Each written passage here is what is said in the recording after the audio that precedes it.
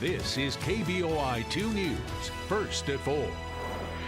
Good afternoon. Boise's proposed sports stadium feeling the heat from the community.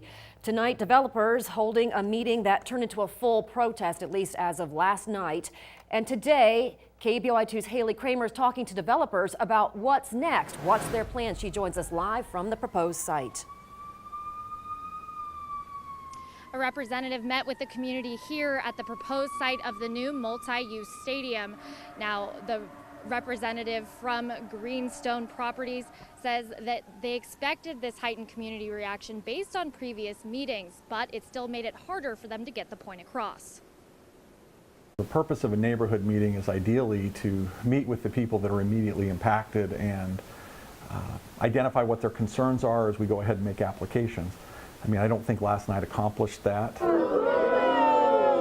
Wardle knows the stadium proposal is not without controversy. I think there were those that utilized social media to turn it into a protest as opposed to the type of informational meeting that neighborhood meetings are intended to be. Some in attendance argued the chosen location is all wrong. The traffic impacts, the noise impacts, the light impacts that are going to be put on the surrounding residential neighborhoods, I don't think are mitigatable.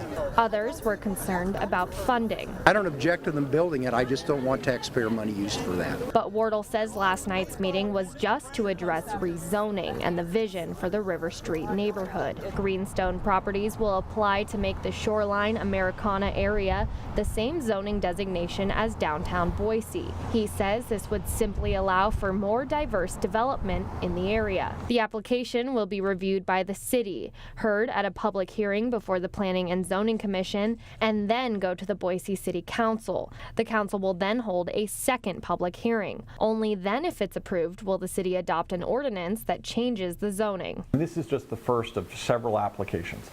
I think there were individuals that don't understand the process. But he says the main goal is still to eventually build the multi-sports park, which would not only host the Boise Hawks, local school sports, and other community-driven events, it also has the potential to bring a USL minor league soccer team to Boise. This is not an attempt to compete with Seattle or San Francisco or even Salt Lake. This isn't about creating those types of larger facilities. It's about recognizing what this community has supported historically and what we think is viable in the future.